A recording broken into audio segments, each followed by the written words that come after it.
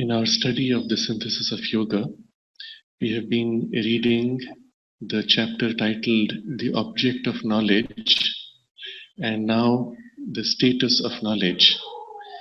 In these chapters, Sri Aurobindo is developing the overall approach of a yoga of integral knowledge, distinguishing from the conventional yoga of knowledge, which, as it seeks to realize the divine through knowledge, begins to withdraw gradually from the world.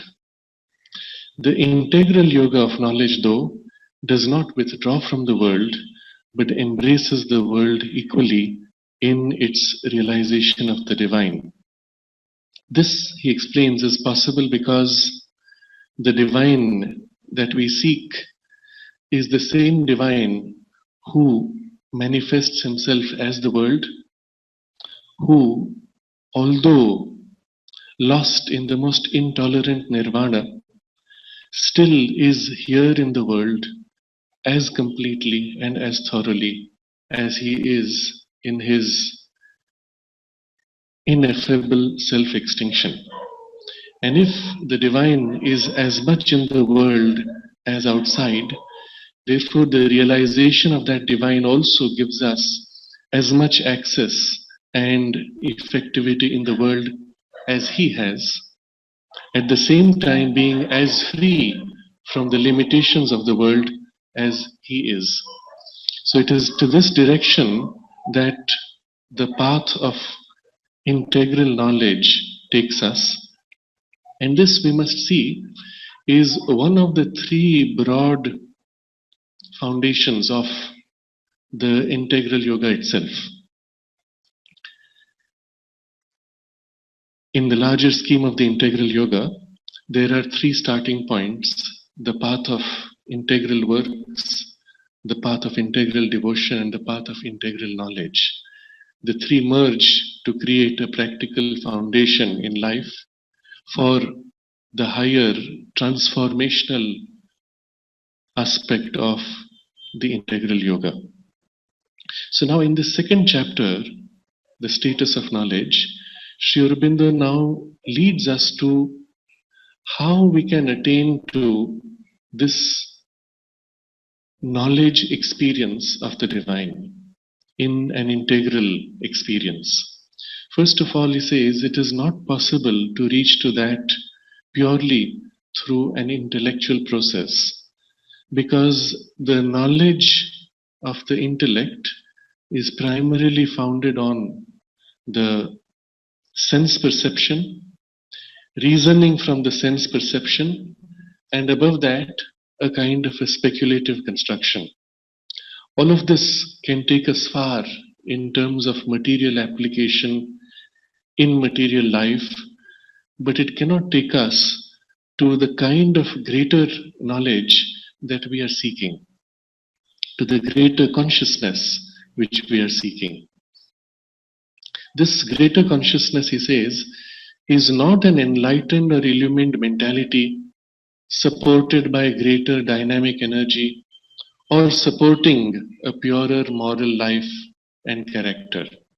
So he puts it clearly outside the range of what popularly passes for spirituality today.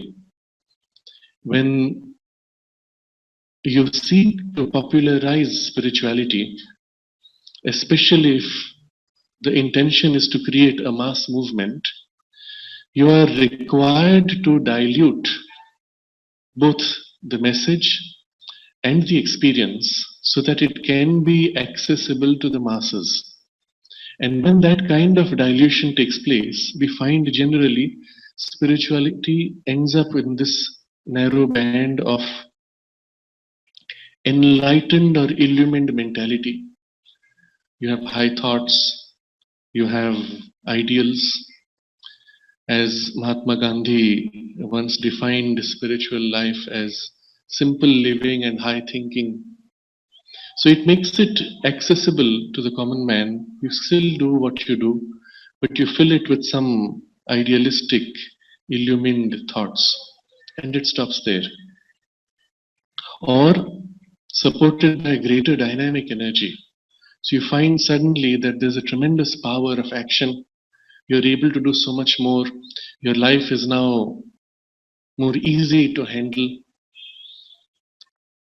When people meet charismatic leaders of movements, they come away very impressed, overwhelmed by, oh, he's so powerful, he's so engaging, he's so inspiring. We went tired, we came out fresh, we came out inspired, energetic. He does so much, he sleeps only a few hours. We see that dramatic action of an energy, and that is, of course, appears as spirituality. Or he says, supporting a purer moral life and character. This is the other facet of populist spirituality, where you run various orphanages, you give things, you do social service, you open so many hospitals, you have looked after so many people, given them free education, and oh, he is a very spiritual man, or it is a very spiritual movement.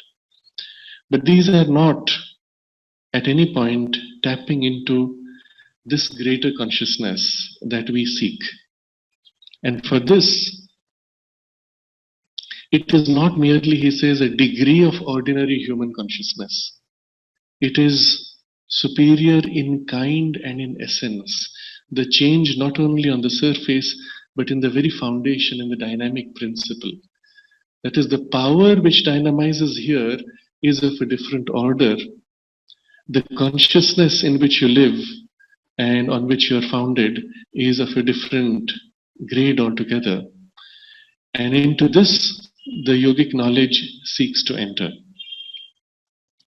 This is already present in our life, but occultly, well hidden behind. We do not access it, we do not know it in the normal spectrum of human activity. And then he says, it is only that consciousness alone that truly knows, and only by its possession can we possess God and rightly know the world and its real nature and secret forces. So the point he makes here is, the world that we know through our senses is an appearance of something else which we do not see in the appearance. It's like saying, you pick up this thing, it looks like a flower, but actually it's not. It is something altogether different, which in appearance is like a flower. Now, if you start with this, you'll wonder, well, what is that other thing that it is? And there is no way you can get to it, because your only means of approaching it are through the senses and through the rational play upon the senses. But when the thing is seen from that greater consciousness, we see the thing itself, that is, which appears to us, to our senses, as the flower. Now, this logic will apply to everything in the world.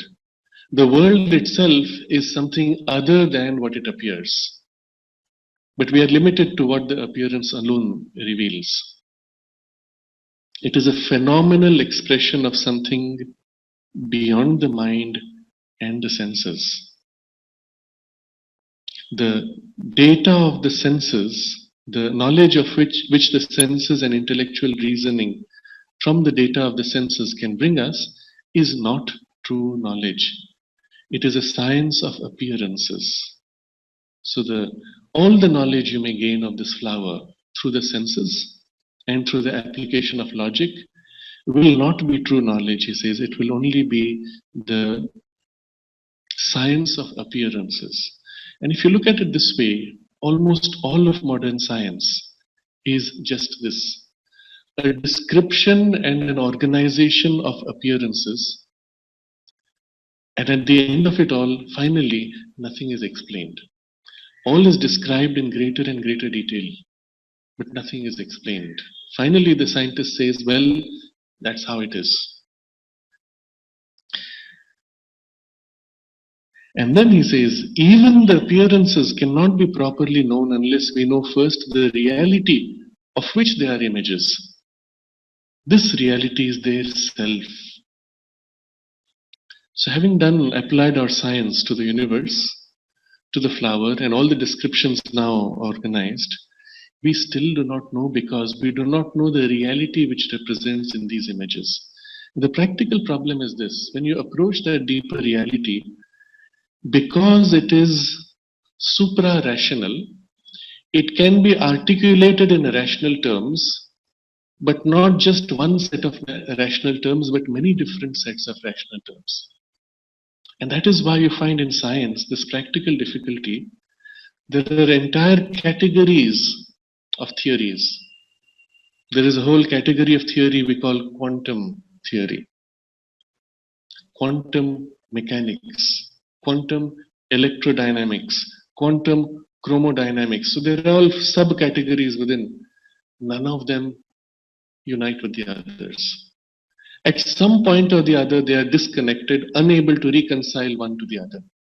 But this is one broad category. There is another broad category which has to do with relativity, special relativity, and then general relativity. Again, there are two subcategories which do not see eye to eye.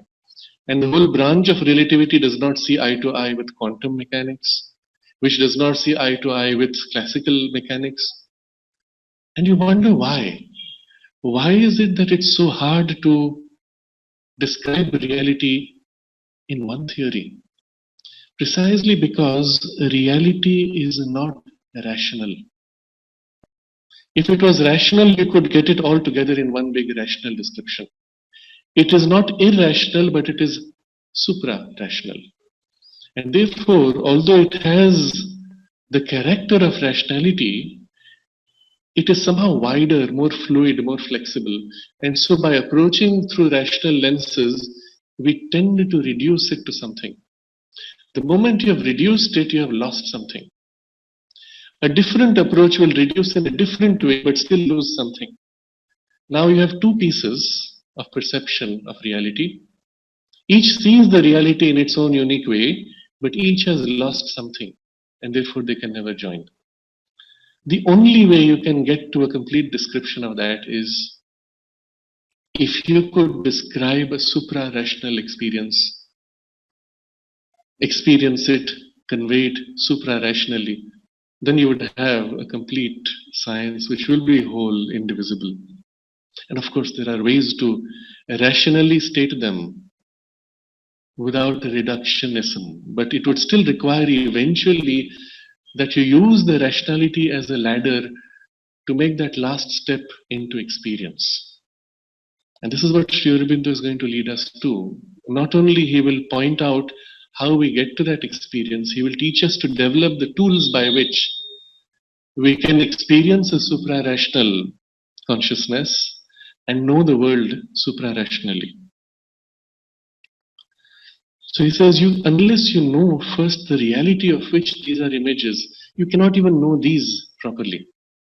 So you end up with theories and theories, but at the end of it, nothing is sure. This reality behind is their self, and there is one self of all. When that is seized, all other things can then be known in their truth, and no longer as now only in their appearance. In the approach of modern science, we find something quite radically different from the approach of, let me give a name now, Vedic science or spiritual science, or whatever term you decide to describe the scientific approach which goes directly to that reality. The difference is, in my exploration, I have found primarily one term in which the difference can be stated. In modern science, we look at form, shape, structure as prior, and properties emerging out of those forms, shapes, and structures. You take any atom, whether it is an atom of Oxygen, an atom of iron, an atom of gold. They're all made of the same protons, electrons, neutrons. You rearrange them, suddenly iron becomes gold, gold becomes oxygen, oxygen becomes helium. You can turn anything into anything just by rearranging these. But nowhere do we explain why that arrangement produces such totally different qualities. There is no explanation. We just say, well, this is the structure of oxygen, this is the structure of iron. But why that structure gives rise to these qualities? Well, that's how it is. It stops there. The spiritual science, and we see this in the way the Vedic scientists articulated it and also developed technologies, it sees qualities first. The underlying reality is Satchidananda. It is divinity, conscious, self-aware, of unending quality, Ananta Guna, infinite potential, pouring out that infinite potential. And as a quality flows, as a quality of pure consciousness, when you reach out to touch it, you of course meet the quality in certain ways, which leads to an appearance, a perception of a certain structure. I see structure is an outcome, is an appearance of a reality which is essentially quality of consciousness, power of consciousness, which reaches out a certain pattern of response, which appears as the structure and pattern of appearances. If you think of it this way, the flower is a bundle of consciousness. As I reach out to touch it, the response, the relationship of that consciousness to my fingertip is the sensation of softness. The response and the reaction of the light touching it is a certain modification of the light frequency, which gives rise in my mind of the sense of this color and this shape and so on. But it is a bundle of consciousness. And so the bundle of consciousness, if you identify with it, you can from within mold it, reshape it, and draw out new qualities, withdraw certain qualities. And so the yogi, this is the case of Kavyakantha Ganapati Muni, he takes a piece of a coin in his hand, he is chatting with children, and after a while, concentrating on the coin while he is talking to them, he opens his hand and the coin has been transmuted into gold. Now you wonder how such a thing is possible from pure modern science which looks at structure and form first. You would need a tremendous amount of energy to rearrange those atoms and subatomic particles to create gold. And the human body doesn't have so much energy, even the mind doesn't have so much energy. How could he do it? It's a miracle because the science as it is described cannot explain it. But from the spiritual science perspective, oh, he just withdrew the metallic iron quality and infused into it the gold quality, and that's it. The patterns of the consciousness response rearrange themselves automatically. You didn't have to pick atoms and electrons, protons, and subatomic particles. You just shifted the quality of consciousness from within the substance. It's so simple. It doesn't take much energy. It only takes the power of identification of consciousness to enter into the matter and reshape it from within. If you think of it, this is what we are doing constantly in our psychological world experience. I meet somebody, and at first I am a little wary. Who is this person? Why is he approaching me? He looks a little angry. And I put out a quality of resistance, tension, hardness, like a shield to protect myself. And then he comes and bursts into a smile and says, "Oh, do you remember me?" And immediately I shift from inside myself, in my state of consciousness, I shift the quality, I soften up, I also smile and I greet him. The transmutation of our consciousness is something that's happening all the time. Because we're identified with it, we can choose to be whatever we choose to be from within. The piece of metal in my hand is not in my range of identified consciousness. Therefore, I am not able to shape it as easily. My body is only partially in identification. So I can will my fingers to move and I don't even think about it. It's nothing special. But I'm not able to will the muscles and the bone to grow as rapidly as I could move my fingers, because that part is still subconscious and I'm not able to identify with that layer of consciousness. But if you think in these terms now, the whole understanding and world experience is now completely different. The potential of what is there is so much greater, so much more flexible, free. So he says, the appearances cannot be properly known unless first we know first the reality of which they are images. And this is what the problem of modern science is. It started with the appearances only and is struggling to guess at the reality behind, but reducing it to the level of only senses and logic. So he says, now this is the paragraph that we last read. It is evident that however much we may analyze the physical and sensible, we cannot by that means arrive at the knowledge of the self, or of ourselves, or of that which we call God. If we confine ourselves to the senses, and from the beginning we say there is no other reality, then of course we end up with the conclusion there is nothing else. So he says it's just a circular logic. We come back to the original assumption. We have proved nothing. Now we continue with the next paragraph. If then there is a self, a reality not obvious to the senses, it must be by other means than those of physical science that it is to be sought and known. The intellect is not that means. Undoubtedly, there are a number of supra-sensuous truths at which the intellect is able to arrive in its own manner, and which it is able to perceive and state as intellectual conceptions. The very idea of force, for instance, on which science so much insists, is a conception, a truth at which the intellect alone can arrive by going beyond its data. For we do not sense this universal force, but only its results. And the force itself we infer as a necessary cause of their results. So if you look at the story of science, modern science, you will find that this concept of force is there at a very early stage. It stays pretty much the same throughout, all the way till today. Only we tend to categorize more and more kinds of forces. We find different kinds of forces and then we try to reduce them all to one force. Science today believes in 4 distinct forces: gravitational force, electric force, magnetic force, strong force, weak force. It has merged the electromagnetic. It wants to merge the strong and weak.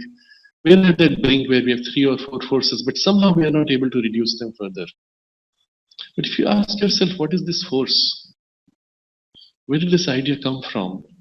Well, we see the planets move around the sun as if. So obviously the sun is exerting some force on the planets. We see the moon move around the earth. The earth is exerting some force. We step off from the edge of a cliff and we fall down. So earth is somehow exerting some influence on us. And we've used a term called force. What do we mean by that? If you think about it, there is no physical basis for this force. You could be in outer space, you could be in the middle of the ocean, the force is still somehow everywhere. It seems to pass through matter. It passes through everything. It reaches out to you, grabs you and does something to you. From where does it come? We do not know. How does it move you? We do not know. What it is in between? We do not know. It's just an abstract concept, force. And so in the history of science, there is always this struggle whether force exists as a pure reality or whether it needs a medium to traverse. And one of the strange conclusions we have come to through observation is the gravitational force is not dependent on any medium. It has to act instantaneously. If it did not act instantaneously, if there was a delay, like the light from the sun reaches us after 8 minutes. So when you look at the sun here, it was actually here 8 minutes ago. Now it's already moved much farther. You don't see it. But the gravitation of the sun is instantly hitting you. If it had a delay of 8 minutes or even of 1 minute, then the planets would spiral into the sun. They would not continue in their orbit. Now, this is pure mathematical uh, calculation. Here is something which acts instantaneously. How far? Across the whole universe. Is that something quite unimaginable? And here was science telling you all the time nothing can move faster than light, except this one force, which of course you cannot see, whose origin you do not know, which somehow acts across the whole universe instantly. And already what's happening is, as you dwell on this idea of force, you are drawn to something deeper, a reality behind which is a uniting reality, which holds the whole universe together somehow and transcends distance, space, and time, even to some extent. So, when we look at any principle of science, you go deep enough, eventually you begin to touch something that is one, universal, transcending divisions of space and divisions of time.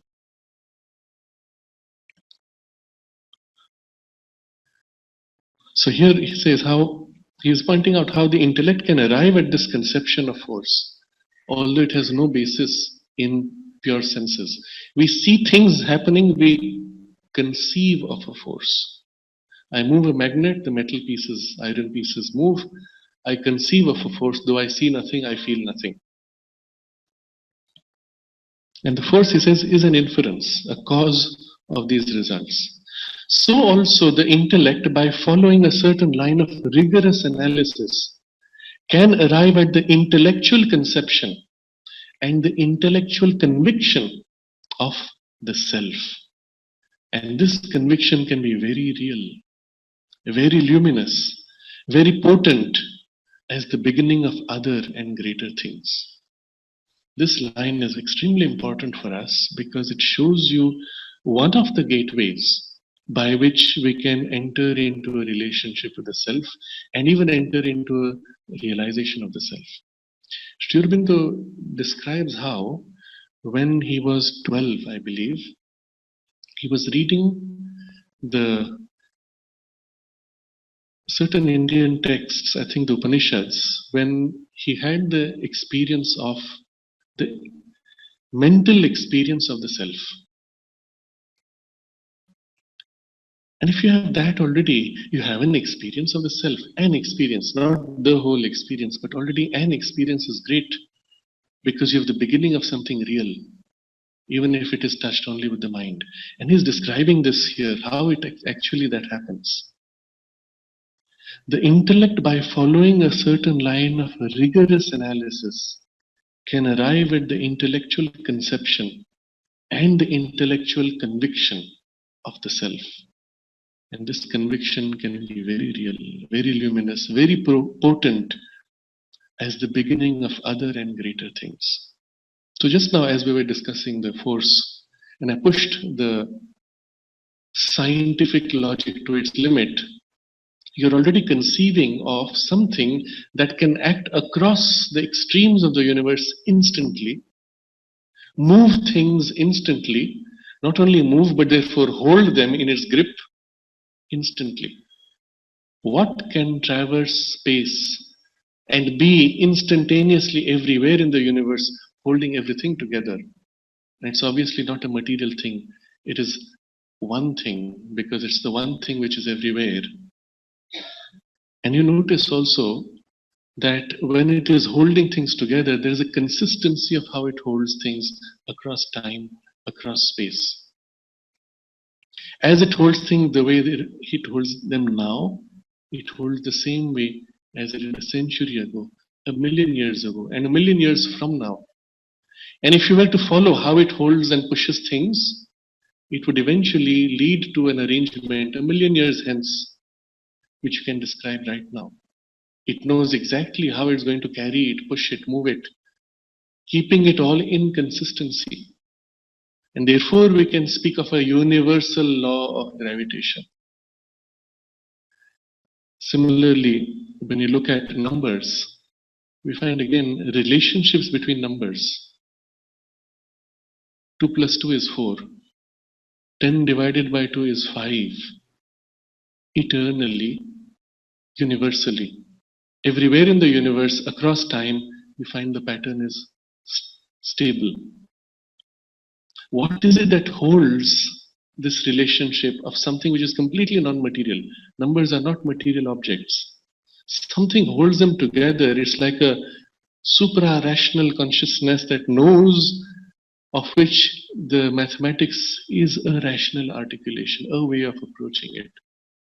And this is why in the early explorations of mathematics, they saw it almost as a mystical science. In India, you find in the Vedic tradition, the mathematics, the numbers were associated with deities, their arrangements, geometric patterns were associated with powers of consciousness. Similarly, in the Greek schools of wisdom, they looked upon mathematics and numbers with the same awe and reverence as they would to any spiritual pursuit. And it was as if in exploring numbers, you were entering in deeper relation with some kind of a divine mind, divine consciousness, divine knowledge.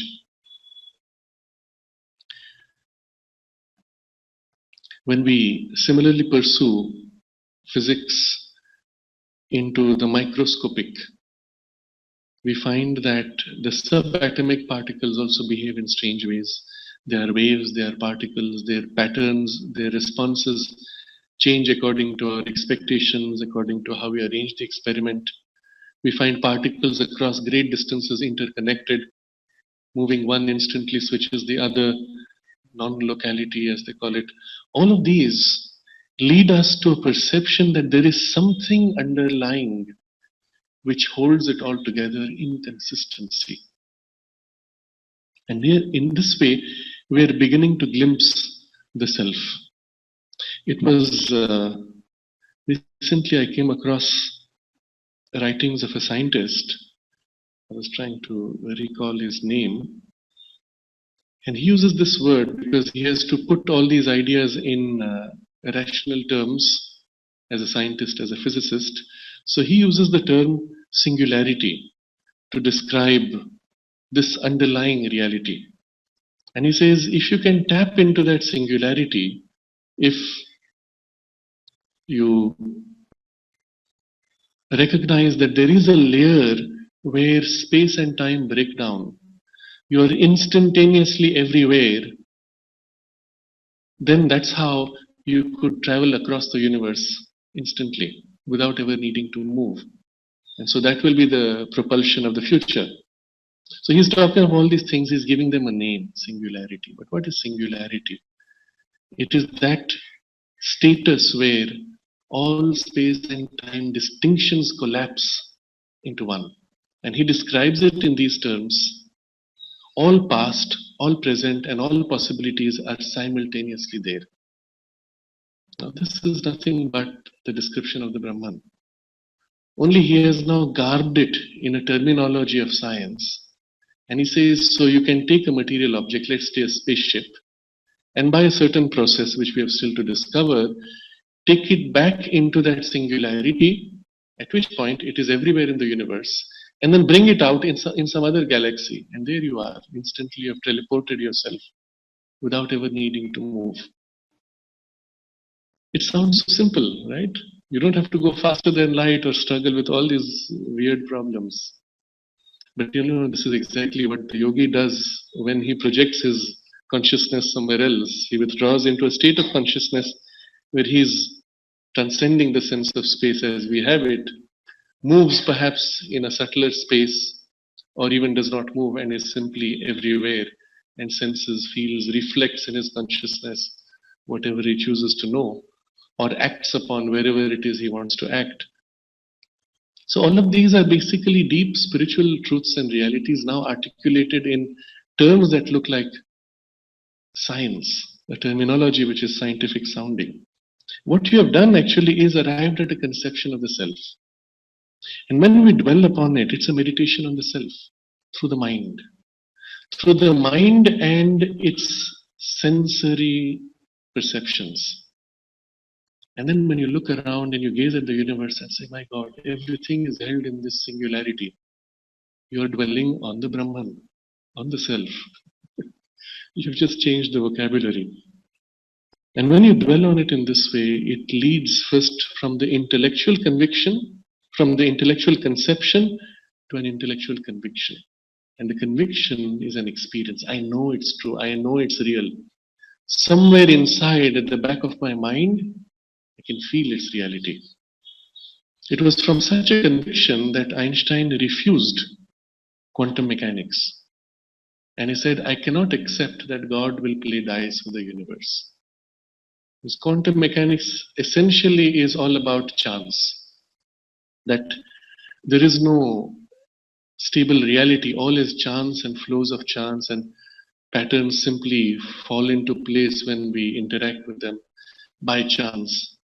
And he said, somehow this doesn't feel right. In relation to what?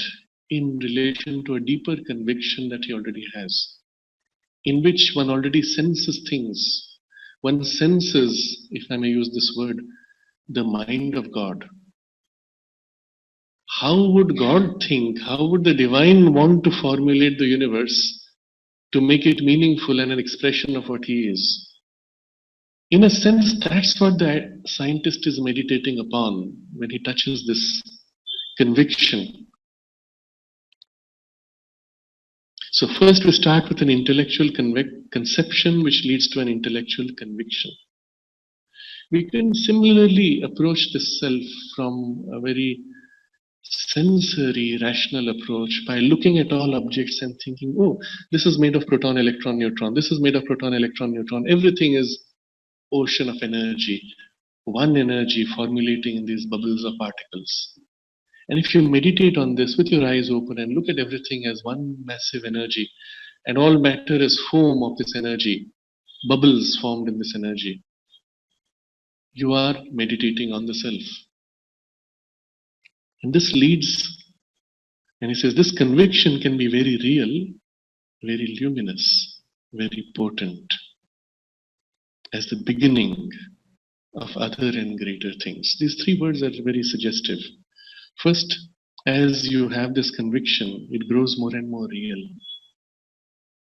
You're not only thinking about it, you're sensing, feeling, perceiving it.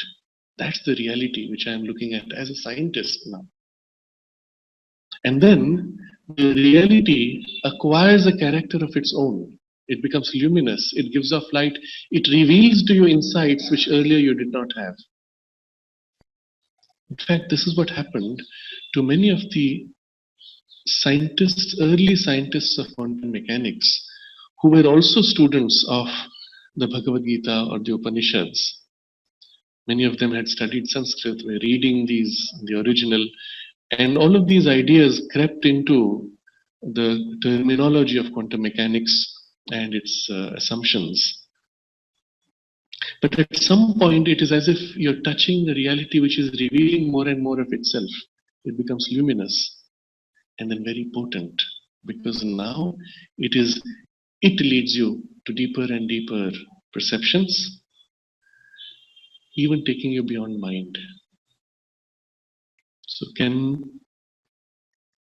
as the beginning of other and greater things. So the intellectual perception of the self is an excellent starting point for those who are so intellectually oriented to meditate in this way. But a similar approach could be taken from the heart, where you feel the relationship with all things, feel this sense of the divine presence filling all things, of the divine energy filling all things. And so from the heart begin to, we won't use the word conceive, but sense, perceive, and through the senses of the eyes, with the heart filling them, reach a similar kind of relationship and perception and conviction and experience. So this being the case, we recognize the validity, the value of the intellect's approach. Still, in itself, intellectual analysis can only lead to an arrangement of clear conceptions, perhaps to a right arrangement of true conceptions. But this is not the knowledge aimed at by yoga. So we can get somewhere, even a clear arrangement of the conceptions. If we want to get to something which is even beyond, supra-rational. For it is not in itself an effective knowledge. A man may be perfect in it and yet be precisely what he was before, except in the mere fact of the greater intellectual illumination. The change of our being at which yoga aims may not at all take place. And we only have to look at the story of many of these scientists. Even though they had these almost mystic perceptions of an underlying reality and self, their personal lives were often a big mess. Many of the great artists had extraordinary perceptions of underlying layers of reality, even glimpses of the divine reality behind, which reflected in their art or their music, but their personal lives were often a mess. So there's something to be said about the limitation of this greater intellectual illumination, but we want something which will change us fundamentally in the process of realizing it. So before we get to that, how we will enter that kind of a experience, we have to see how our current way of thinking is coming in the way of getting to that. This is such a big problem because we are used to thinking, we are used to knowing the world, we created a construction of what the world is like for so many decades of our life. And we become trapped by our own conceptions. This is not possible. There's a very interesting examples. I once watched a mentalist by the name of George Senehi. He has this ability of bending spoons with his mind and doing other things.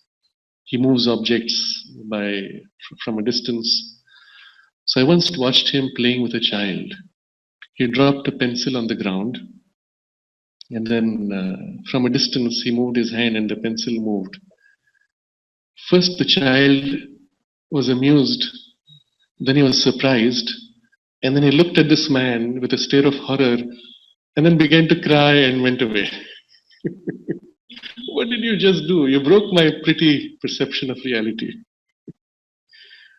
The other experiments which also show us what's happening inside, very deep inside, with babies unable to speak at the age of 6 months, they're shown pictures or shown arrangements of objects.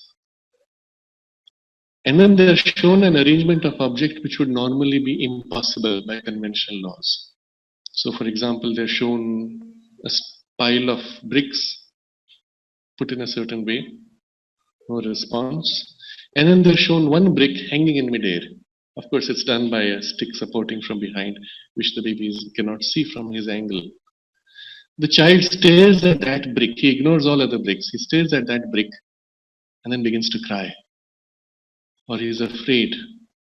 Now, the experiment was to show that even at that very early age, before we have organized our sense of reality, there is some underlying sense of what is normal and what is not normal.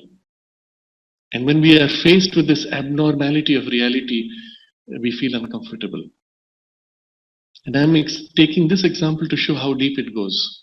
It's there almost from your birth. It's part of the physical mind, part of the inheritance of our human mental consciousness in its evolution. But when you now take it to higher and higher stages, let's say when we go to a magic show, we see something performed, it bothers us. Of course, we enjoy that sense of bother. It's fun, it's a surprise, but it bothers us. And eventually, you will notice people justify it to themselves by some weird description, weird explanation, which will not hold even to their own logic. But only when they have justified it to themselves, then they stop thinking about it. Until then, it will continue to bother you. Oh, he must have hidden it in his sleeve. Now I'm happy. I've explained it away. But then if I tell you, but he didn't have sleeves, there must be something else which was hidden. He shot it in his hand from some hidden device. There was someone behind the stage who threw it in his hand. I just didn't see it being thrown. You're always explaining away any aberration of reality. And it's such a deep habit, we are not comfortable unless we are able to cover up, to make things back to what we call normal. And this comes in the way of a deeper perception, a deeper experience. This is what Sri Aurobindo deals with in the next paragraph. It is true that intellectual deliberation and right discrimination are an important part of the yoga of knowledge. But their object is rather to remove a difficulty than to arrive at the final and positive result of this path. Our ordinary intellectual notions are a stumbling block in the way of knowledge, for they are governed by the error of the senses, and they found themselves on the notion that matter and body are the reality, that life and force are the reality, that passion and emotion, thought and sense are the reality. And with these things we identify ourselves. And because we identify ourselves with these things, we cannot get back to the real self. So first, intellectual deliberation and right discrimination are an important part of the yoga of knowledge. So we are not going to discard this deliberation and discrimination of the intellect. They are tools. In fact, in other places in the same synthesis of yoga, he highlights the importance of this discriminating power of the intellect to cut through self-deception, to cut through what would be otherwise very simple errors of the mind or the senses. But with that, we know that the goal of these tools is to remove difficulties and not to arrive at the result, at the final result of the path. So the ordinary intellectual notions are a stumbling block in the way of knowledge. And these ordinary notions, he gives broad categories of those notions. We could elaborate each of those categories. But broadly, what is common to all of them is they are governed by the error of the senses, and they found themselves on the notion of the body, life, passion, thought as reality. So our first error is to think that what we are seeing, feeling and experiencing in ourselves is the reality. And we have to now correct this by recognizing that there is a reality of which this is phenomenon. If you try to think of it like that, it feels strange, it feels weird. You mean I'm not me? You mean all that I'm thinking, all that I'm feeling, all that I'm doing is not the reality? It's a phenomenon. What does that mean? It's like a surface wave of an ocean, but what ocean? Where is the ocean? I don't feel it. So if you start thinking with this idea, first thing it does is it destabilizes you. You don't have a base. You don't have something on which you can stand. You are suddenly told that the thing on which you are standing is unreal. You are firmly established in thin air. So what do you do? So all these ordinary intellectual notions are governed by errors of the senses. But the foundation of those errors are matter and body are the reality. This is what we are seeing. When a child sees something which is non-material, parents say, oh, that's your imagination. Now, if you said, oh, that's your imagination, the child will be thinking that, oh, my imagination is something great, it is wonderful. Oh, that's your imagination. Stop bothering me. So my imagination is something inferior. I have to throw it aside. I have to ignore it. I think some of you would have known, have heard similar stories, but I mean, I mention the name here now without violating any trust, because she has spoken of this to others also. As a child, Vasantiji used to experience, she would see and play with Sri Krishna physically. So she would go out in the garden, she would see Sri Krishna, she would go and play with him, and then she would come back. Her mother would ask, "What did you do in the garden?" "Oh, I played with Sri Krishna." "Oh, very, very nice, the mother said, and moved on. Oh, yeah, they're children. They have a very vivid imagination. At least she didn't dissuade it. She thought it was a healthy thing, healthy imagination, but still it was imagination. But the thing is, it was not imagination, it was very real to her, because she would play with hours at a time sometimes, and there was a long stretch of grass on which they would play. And then one day he appeared to her and said that this is the last time that I will play with you. You will meet me later in the physical form after a few years. And as it happened a few years later, she came to Pondicherry and she had darshan of Sri Aurobindo and recognized him. So now the experience itself was very vividly sensory to her. But when narrated to an adult, because it does not fit in our conventional reality experience, oh, it is imagination, not belonging to reality. And what is reality? This body matter world.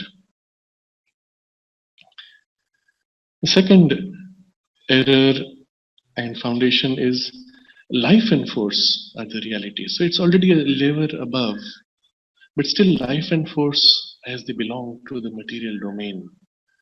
So if you speak of living beings which are non-material, that's not very comfortable. So especially if a being appears which is semi-materialized or in a subtle body form, even if you see it semi-transparent, we are afraid because it does not fit in our normal domain of reality. We don't say, "Oh, hi, how are you?" and walk on as we would to a materialized body. But if the same materialized body dematerializes itself the next moment, and we have stories like that, you meet somebody, you go on, you turn back, the person is gone, you don't see him, or something abnormal, uncomfortable. But still, as long as we experience it as life, forces, energies moving, yes, that's still part of our reality. Passion and emotion, thought and sense are the reality. And with these things, we identify ourselves. Now, both of these cases, he is discussing our subjective experience and the way we identify in ourselves, but then by extension, we identify with those things as real outside. It is a very deep truth. When we experience something within us, then we can perceive it outside us and accept it as real. If we have not experienced it within us and we see it outside us, we will not accept it as real. So when children often they ask this question to the embarrassment of their teachers, why do people get married? Okay, and we had that in our class, and one of the teachers said, "Oh, you will understand when you grow up."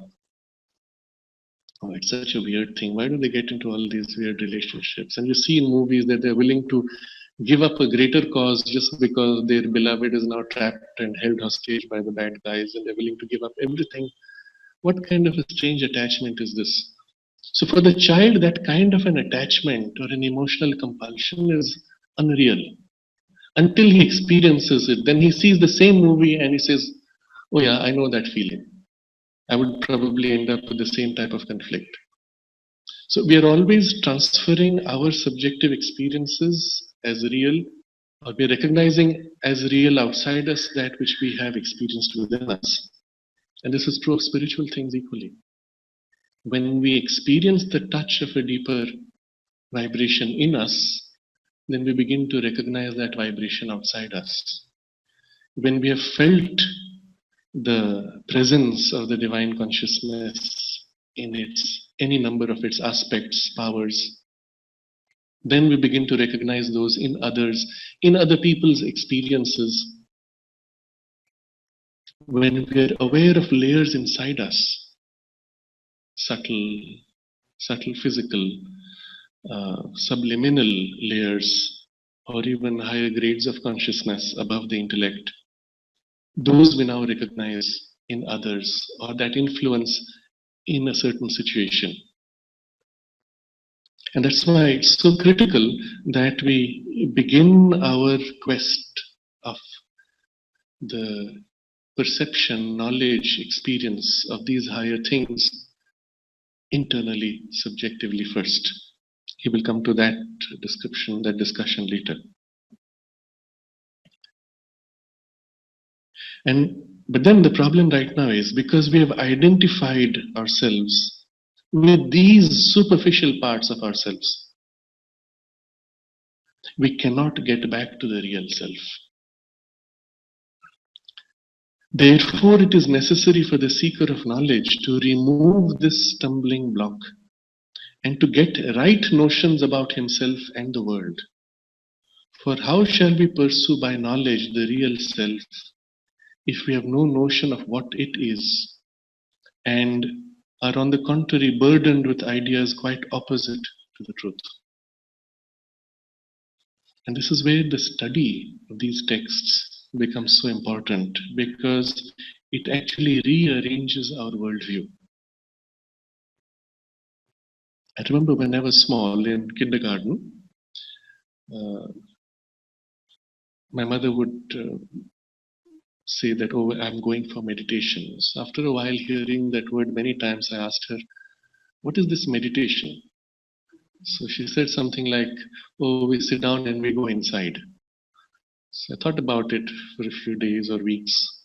And finally I asked her, but how do you get inside? How do you pull your arms inside? How do you put your head and legs inside?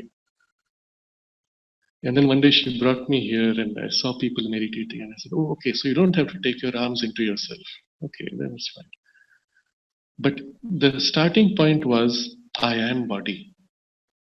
When I am body and you go inside, how do you go inside? Well, you have to take your body inside, like a tortoise takes its hands and feet and head into its shell. So if you're starting with an identification of the body consciousness, then a whole lot of things are impossible.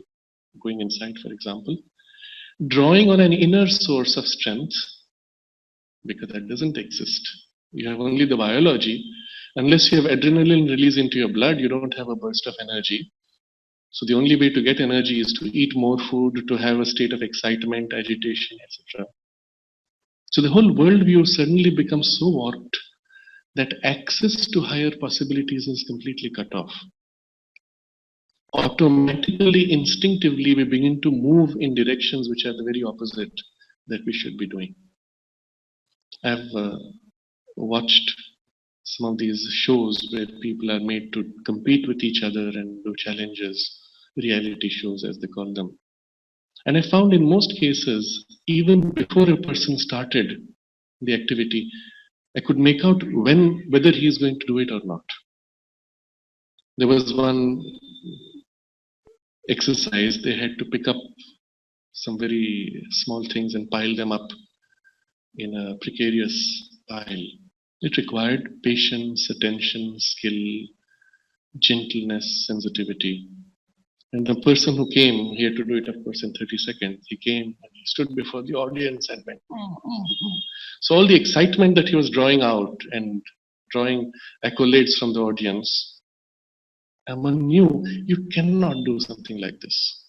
He's pulled himself in a state of agitation and imbalance when the work requires perfect stability and balance. Somebody else came, was very quiet, he was being spoken to, he did nothing, he had no response. You knew he would do it because he was already aligned in himself, and the activity would be a reflection of his internal state. Now, these are such simple things, To somebody who has been exposed to these ideas, it's one of the most basic things which we learn in the spiritual, in the yogic tradition is that within you is all the potential. That everything you need can be drawn out from inside you. Within you is the peace, within you is the joy and the love and the fulfillment that you seek in life. It's something so fundamental. And out there's something like 90% of humanity for whom these are new ideas, alien ideas. And all their life they have been only reaching out to grab, to reach out and to fail in their dissatisfaction all through. And these are stumbling blocks, obviously. To get right notions about himself and the world, it's necessary for the seeker of knowledge to remove this stumbling block and to get right notions about himself and the world. How shall we pursue by knowledge the real self if we have no notion of what it is, and are on the contrary burdened with ideas quite opposite to the truth? So it's the same thing when we seek to realize the self. Unless we have a conception of the self, even if it's a mental conception, even if it's a sensory conception, you need something to begin. Otherwise, you keep saying, oh, you must realize self. Oh, what is self? Oh, it's something which is none of these things. Okay, so what is none of these things? And you're stuck. But if you say it is something which includes all of these things and yet stands behind supporting them, aha, now I can see it, visualize it. If you give an analogy, it is like the backdrop of the canvas on which the painting is formed. And this universe is the painting, it is the canvas of this universe. Aha, I have an analogy. And immediately the mind can begin to conceive of something like an underlying substratum fabric supporting this whole play. It is still that abstract intellectual conception. I don't see it right here. But at least it's a starting point. So you will find Sri Aurobindo refers to a passage of his commentary on the Isha Upanishad titled The Vision of the Brahman. And it's a 3 or 4 paragraph description. And he recommends this text as a theme for meditation in one of his letters. So you could even take an aspect of it or the whole of it, but still, the point is one can articulate in sensory rational terms what is the self, although the articulation is not the experience, but still it can be the beginning of a conception leading to a conviction, leading to an experience. Therefore, right thought is a necessary preliminary, and once the habit of right thought is established, free from sense error and desire and old association and intellectual prejudgment, the understanding becomes purified and offers no serious obstacle to the farther process of knowledge. It's still there as an obstacle. The understanding is still an obstacle, but not a serious obstacle.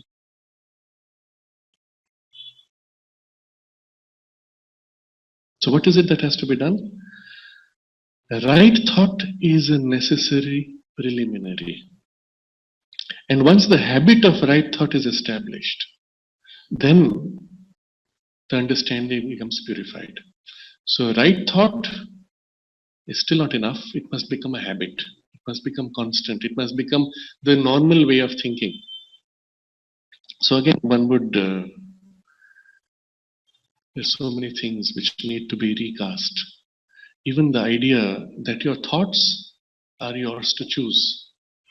You are not your thoughts is such a powerful, freeing idea for young people. People struggle with controlling their thoughts. They find themselves trapped by their thoughts, unable to control, change them. And if you're told that thoughts are not you, they're like objects that enter your mind that you can throw out. You can create new ones.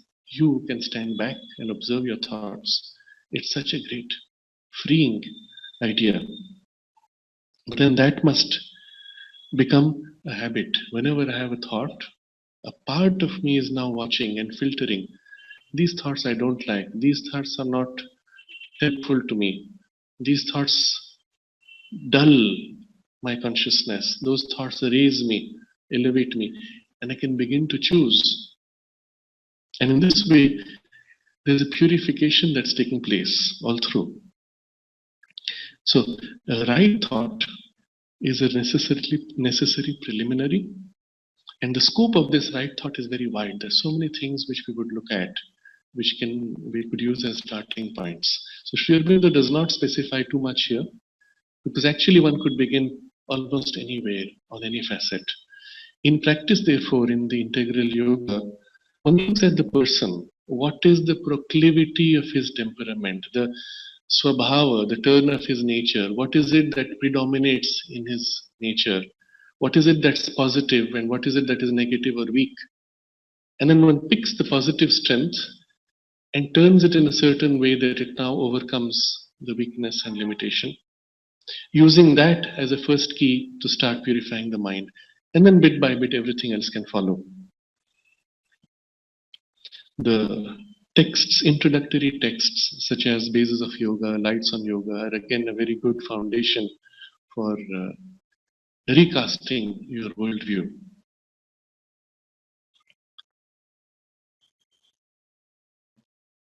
But then there are limitations which persist even when we try to bring in a habit, and these are sense error, desire, old association, and intellectual prejudgment. So when you start culturing your mind,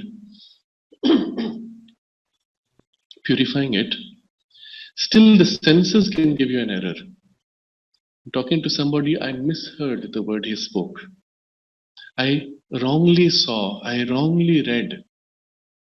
And sometimes that leads to a whole chain of wrong understanding or wrong conclusion. Desire.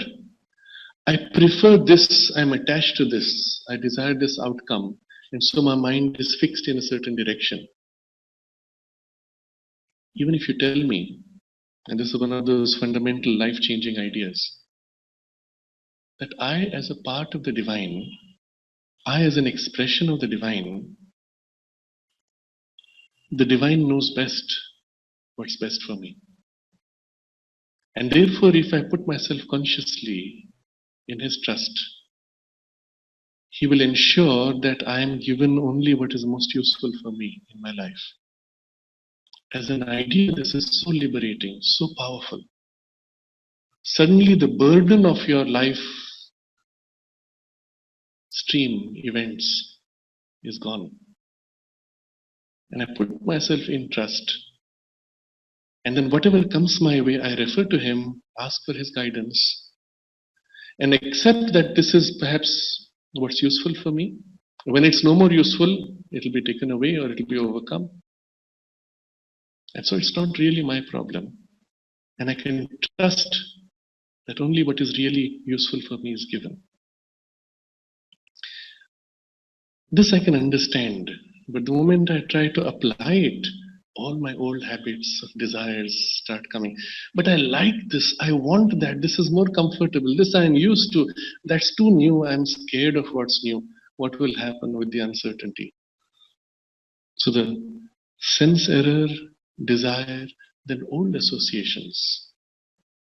Something comes and there's a whole cluster of associations which come with it, which have actually nothing to do with it. They just happen to be a part of an event of my life experience. Even when a spiritual experience is dawning on us, these things can come in as a mixture. For example, very deep rooted within us is an old association of fear with dissolution. That when my consciousness, by the form, the narrow front of my consciousness begins to thin out, to dissolve, to fade or lose its narrowness, there is fear of death, of loss, of various other things. The association comes in, blocks the further unfolding experience. And then intellectual prejudgment. This is a problem which is much more complex. because sometimes our reading comes in the way. An experience as it is unfolding, I start to think, is that the psychic? Is that the vital? Is that my emotional? Oh, this is just my sentimental being. I should ignore it. I should not give it too much importance. And all these ideas may come, they block.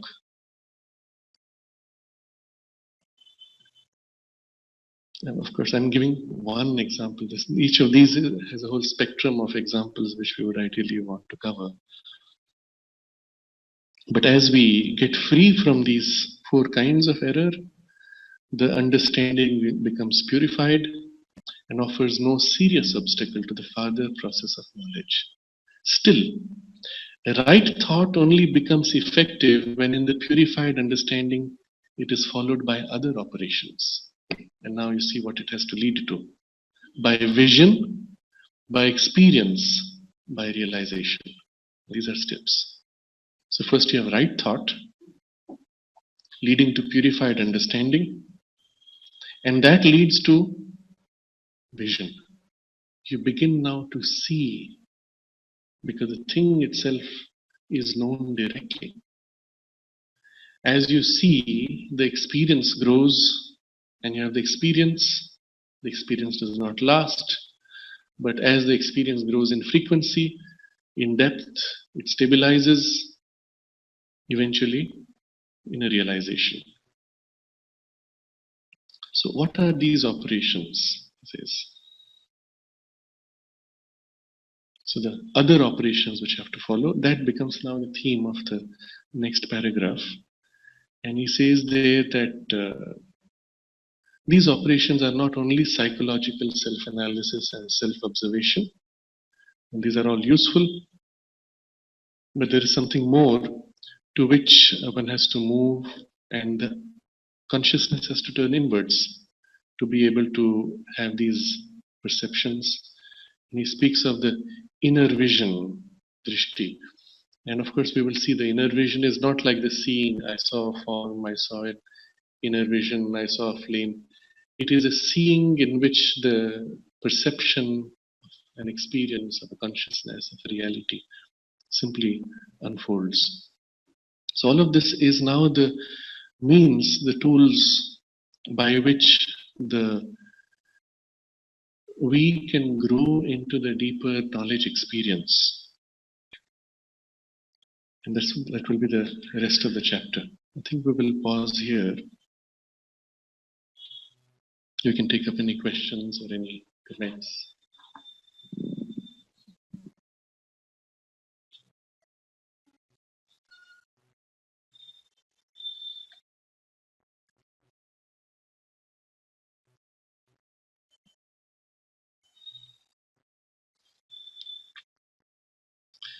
In the early years of the ashram, the mother tried very hard to bring up children with this right values and right thought. She saw in the coming of these children and families an opportunity that she could raise children from the beginning with a completely different worldview. And I have had occasion to interact with people in the ashram who came here already formed or having already passed through some deeper sadhana before they joined the ashram, and the people who grew up here as children, and to observe the difference of mindset and values between these two. And it is quite interesting to see there was a great potential there that the mother tried to tap. One of the experiences which somebody who grew up as a child in the ashram told us was that as children they never felt the need to go to doctors. They rarely fell ill. They didn't need to eat too much. They always seemed to be able to draw spontaneously on a greater energy. And she said how they would just drink this soup and that was it. And then later somebody came from outside with a formal knowledge of medicine and nutrition and health. And he said, this food is not nutritious enough. Children need proper nutrition. And so that doubt was now sown. And the mother, of course, allowed whatever they thought their ideas were of nutrition to be exercised. But she said, till then, none of us knew anything like this. Similarly, we heard from some of the old sadhaks how in the beginning there was no formal medical apparatus. There was the dispensary, and the most common medicine was red medicine. Whatever you had, you were given red medicine.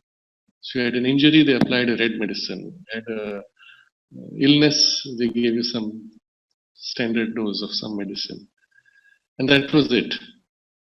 And then one day somebody made a comment that this is not proper medicine and this will not help, it will cause problems. And then Sri Aurobindo instructed them, okay, now you start giving regular medicines because the faith is broken. But if you think of it in these terms, these are all values that we have programmed ourselves into. And there's a huge programming machinery out there which is drilling it into children, into adults, through advertisements and other educational means, which is not always the best. But, well, that's how it is right now. We have to undo so much of it.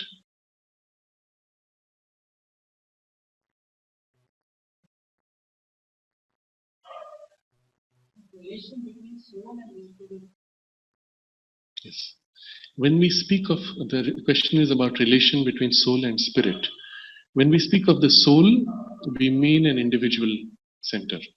When we speak of spirit, we mean something which is universal. In essence, they are the same. Spirit individualized is soul.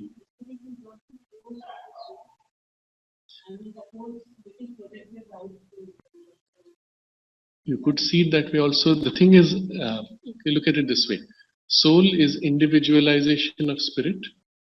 Spirit is universalization of soul. But yes, essentially they are the same. But of course, the term soul we are using in the sense of the spiritual center. But we have also a more loose utilization of this word in popular vocabulary. When we say, oh, so and so is a good soul, soulful music, these represent sentimental emotional center and not the spiritual center. So Sri Aurobindo defines the word soul in three degrees. Yes, but first there is the soul, which is the surface desire soul. I, the person I think I am, which is defined by my desires. So if I ask you to explain to me, describe to me a person, what kind of a person is that? So you will give me a description of the person's likes and dislikes. He likes to do this, he does not like that.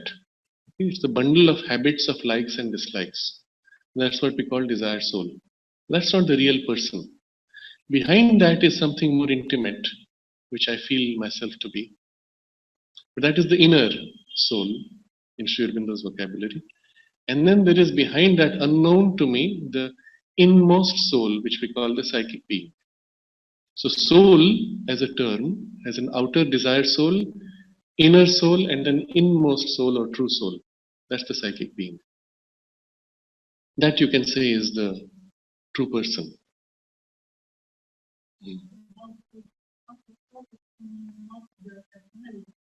Yes, yes. But still, what we mean by soul is the center of the personality.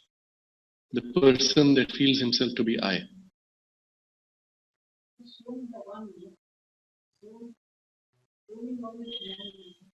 If you see this vocabulary, there are three souls that you have. The outer desire soul, which is not true. The inner soul, which is a reflection of the true soul. And then the true soul within, which is journeying across lives. That is only one.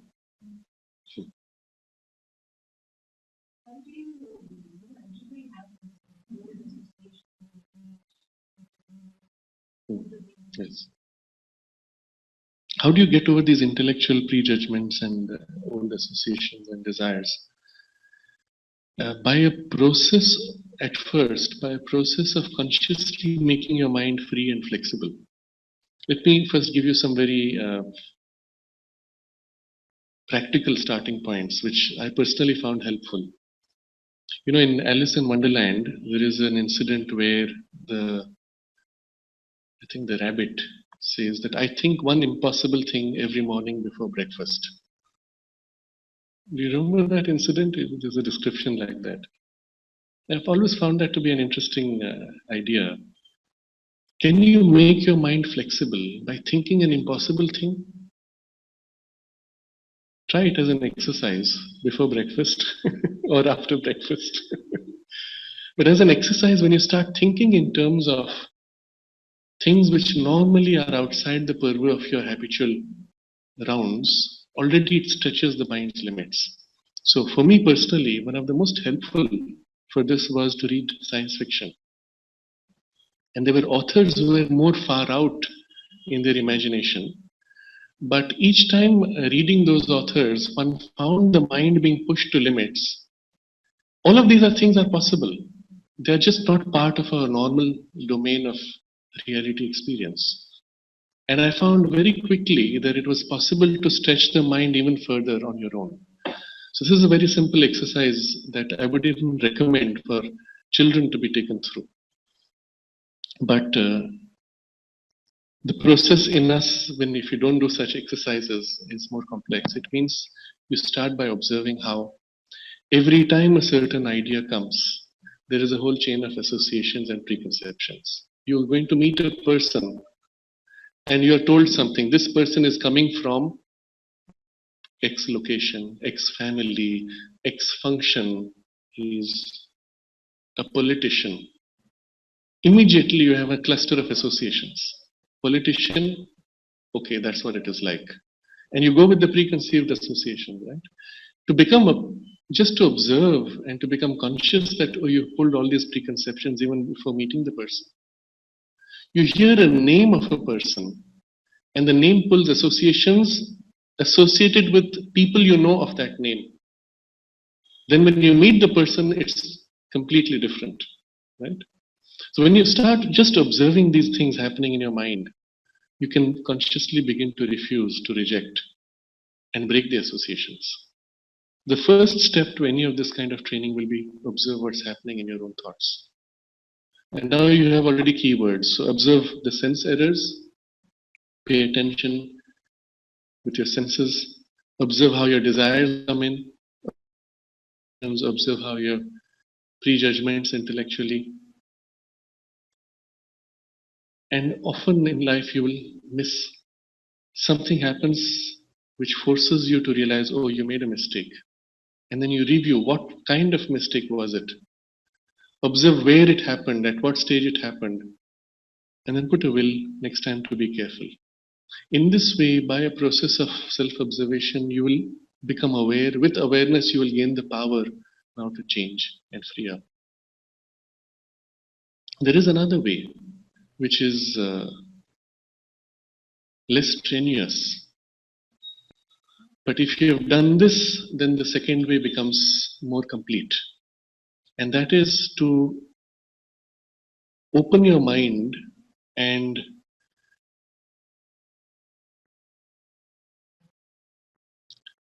it's a process by which you open your mind into a kind of a universal expanse and allow the barriers which limit your mind, which narrow it, to dissolve.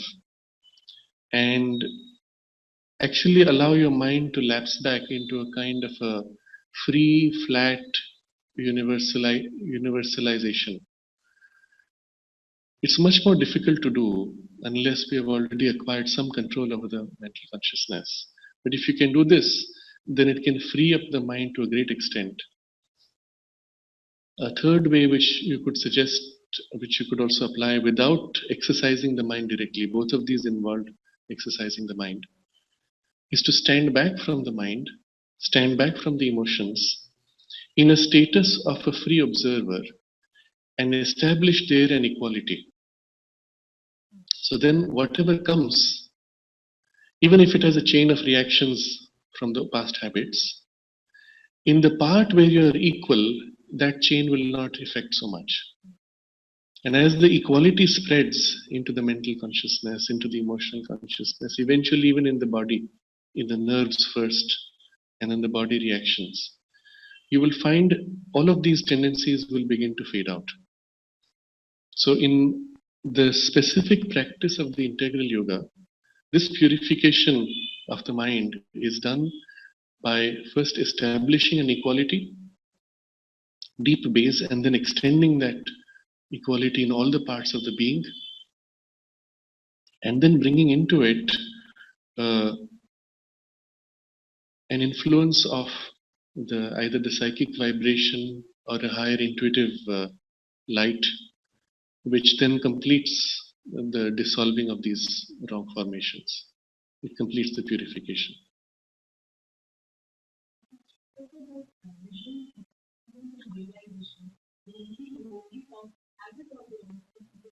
All of us have vision, experience, and realization. They may happen in very simple things. Somebody is describing to you something new, and as the person describes, in your mind you're constructing an image, trying to understand what he's talking about. And then suddenly it's as if you break through the image and you glimpse what he's experiencing. And that's your first vision. Right? And then gradually, if you dwell on it, you begin to experience in yourself what he is experiencing, not just seeing it in him. You experience it in yourself. It's happening all the time when we are having conversations and we're trying to convey something which is out of the ordinary. Only the difference is in the yogic space, we use these terms to describe realities which belong to the supra-rational region. But it's the same principle which is happening even in the domain of the intellect or the emotion or even physical sensation.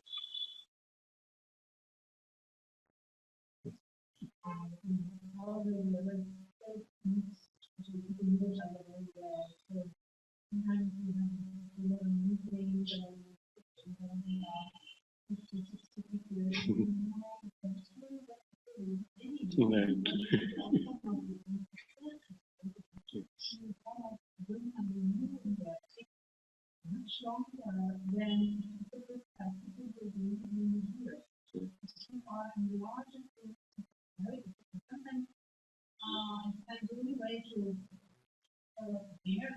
Mhm.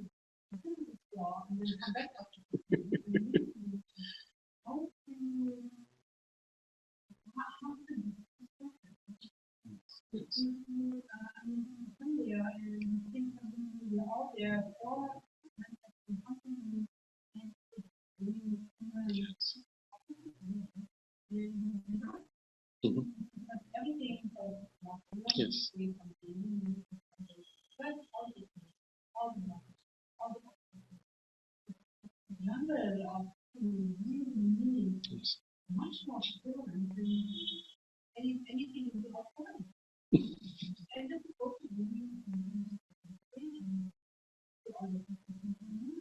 Yes. Yes. Unfortunately, it's yes. For those who didn't hear at the back, the question was when you're working with a large group, you know very well where the discussion will go to, and you're trying to manifest something new, bring something new. It's much easier to do with a group of 5 or 6 than with a large group of 50 or 60.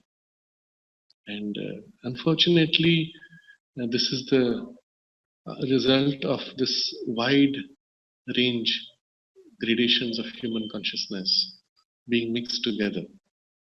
If we had a group of people who are already sufficiently conscious, who already share in this higher ideal, or who already have some glimpse of the thing which is to be done, then the work can become so much simpler. The advice that the mother gave, that in any kind of this kind of group interaction for manifesting something new, is that before we start, we all concentrate to rise to our highest possible at that moment, and then only engage in interaction. And this was the reason why, even in the physical activities, there's the routine of doing a half a minute of concentration. Of course, people have forgotten what it's like. It's just a way of calming yourself and centering. But if we can all together make the effort to rise to our current highest, whatever that is, and if we start with this assumption that what we have to manifest is already here, it knows what it wants, and we have only to align as best as we can to this thing which we perceive, then all of us, with our differences, can become complementary. When we have not risen to that higher uniting point, then all of us, with our differences, become contradictory. And that's generally the mess that we fall into. But even for this to be done, we must share in this value that we must make that effort to rise to our highest and work together. So I would think that what is necessary in a large collective interaction like this is to identify people who share this value and start working with them, and then let that group slowly expand to larger. And then the new ones who join in may not be fully in it, but will get pulled up by the group energy now, which is strengthened. In the context of a space like Aurobindo, the mother said things would be much easier when you have more people, because people of similar type could gather together and work together more easily than now, where you have necessarily to mix people who don't always share in the same values or insights. It will allow also for larger separate groups to work independently. And she said the pressures which you have now would be much less when the number grows to something like 20,000, I think she referred to. Yes. Otherwise, sadly, we tend to fall back to a more individualistic effort, which misses the point of the collective effort. Still, the benefit we have in a space like this is, at the very least, we have certain common values and ideas, which you will not even find elsewhere outside. There, even to speak of manifesting something new, what are you talking about? It's something meaningless. And here you can speak of that at least. But I think a lot of the difficulties, on the one hand, are because people have come in who not necessarily shared in the higher ideals. On the other hand, not enough people who share the ideals. So perhaps when there is a larger influx, then these things will be less difficult.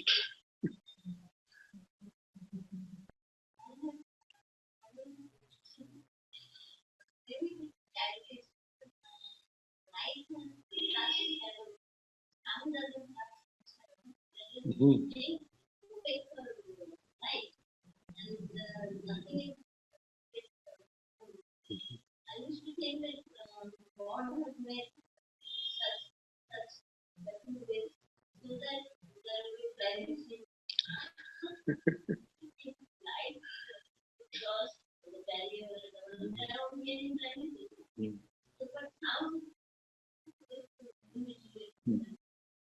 So the observation is that light has a shadow, but sound doesn't have a shadow equivalent. It depends how you see it. In the sensory experience, you don't see something obvious like that. But if you understand what's happening behind, then you will see there is an equivalence. So what is shadow? Or what is light first? If you see light as a wave, an agitation, an activity in an underlying medium, when that activity dies down, you have what you call darkness. Sound similarly is a movement in a medium. When the movement dies down in the medium, you have silence. And so silence would be the equivalent of darkness. Right? Huh. Yes. So again, if there was a bright light outside, the glow of the light would still come in, right? So we have something which is called noise cancellation. You can put an anti-sound to another sound. The waves are exactly the opposite, and the two joining, they cancel each other out and there's silence. So you can create an artificial silence by putting out an anti-sound wave. So we have headphones which do that. Perhaps later I will show you. You put on the headphones, it has several mics which listen to the ambient sound, which creeps in anyway, normally, okay, through the gaps. But it creates inside the headphone the exact opposite sound vibration. And suddenly you switch on silence. And there's absolute silence. You don't hear anything. Yes, interesting.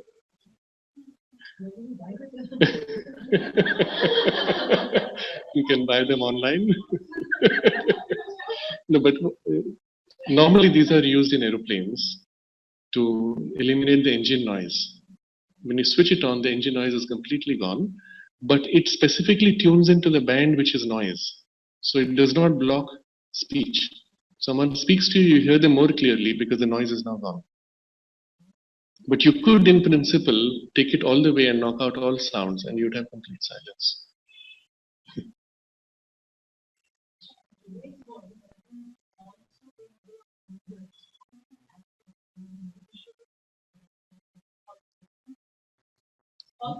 What? But you said leaders? He's the leader in the world. Ah, okay. I don't think so. I don't think so. I won't say falsehood is the leader. I will say falsehood has captured centers of power. But the leader is still the truth because eventually the falsehood always breaks. Because it does not have internal consistency and permanence of its own. It's a distortion. A distortion will always eventually fall apart. Okay? But yes, the point you're raising, of course, is that falsehood has a greater sway, it has a greater influence in the world as it is now. But you know what we mean by falsehood also is a very strange thing. It's an abstract idea. Each person in that center of power actually is trying to do something genuine. Maybe what he's doing genuine is for his own interest. I'm genuinely trying to make myself more rich at the expense of others. I just don't notice that it's at the expense of others. And so from a different perspective, it looks like I'm committing a great crime, right?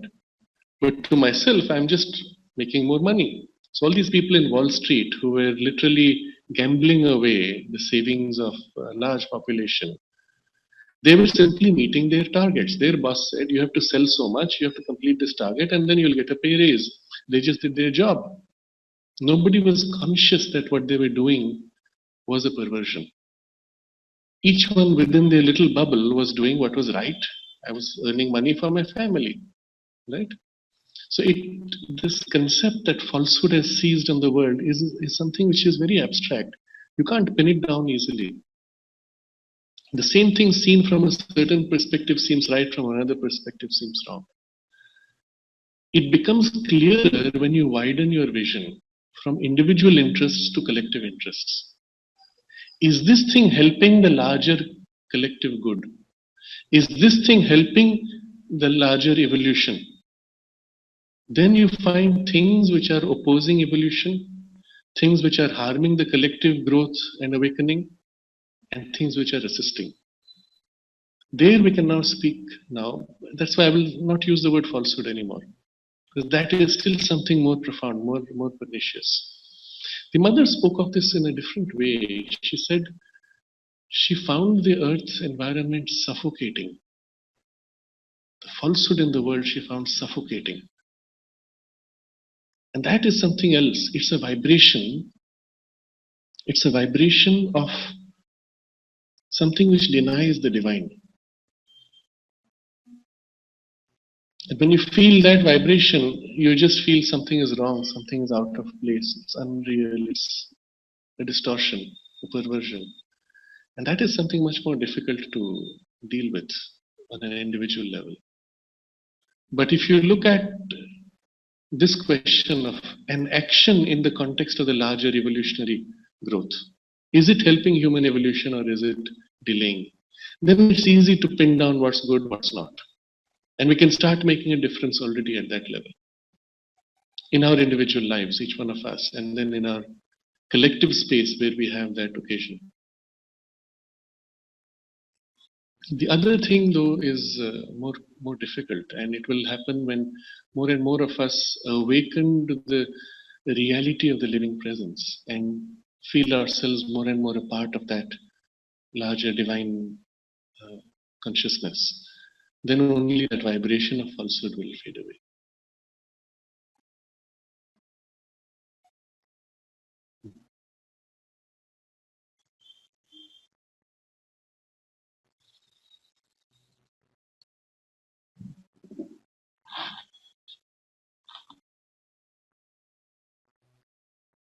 So next time we will continue with this text where Sri Aurobindo will describe how we prepare ourselves to now have that direct vision of that of the self and of the divine knowledge, which text we will take up in the Friday after next.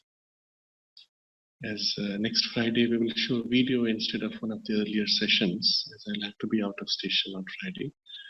But subsequently, at least for a few Fridays, I should not have any further disruptions. And Sunday also we are resuming the study of the Kena Upanishad, except for this Sunday, where we will show a video instead, but we will continue the text on the Sunday after.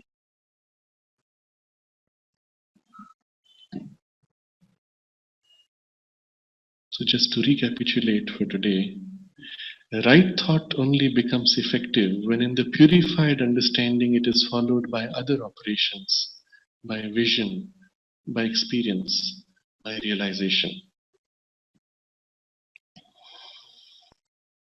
Om.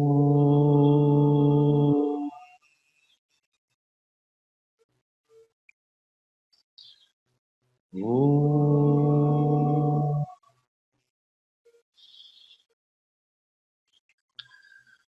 Om.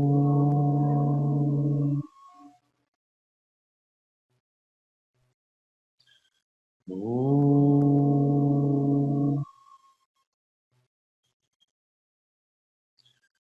Om.